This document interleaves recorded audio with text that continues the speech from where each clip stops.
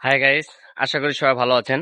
আজকে আপনাদের দেখাবো আমাদের রংপুর দেশের মানুষ কিভাবে আলু তোলে। সে আলু দেখা গেছে কিভাবে স্টোর করে। তো স্টোরে কি পরিমাণ আলু আছে এবং আসলে আলুগুলা এভাবে ক্ষেতের থেকে তুলতে হয়। তোলার পরে সে আলুগুলা বস্তা করতে হয়, বস্তা করে বস্তার মুখগুলা বাঁধতে হয়। বাঁধার পরে সে আলুগুলা আমরা কেরিং করে স্টোরে নিয়ে আসতে হয়। এবং স্টোরে নিয়ে আসার পর স্টোরে লেবারেরা সে গাড়ি থেকে এইভাবে মাল নামায় শেডে।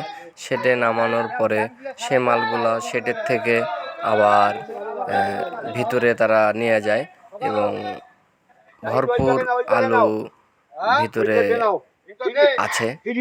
তো এরকম ভাবে গাড়ি সিরিয়াল অবস্থায় থাকে। আলু প্রচুর পরিমাণ আলু আমাদের হিজছে না, ডাইল বন্দিছে না, লুতা লুতা হাক, লুতা লুতা হাক খায়া বালা লাগে না, বাস কাসা কাসা দাওয়াতে খায়া পেটে ফুটু পাট করে, পেটের বিশ্বে বাসি না,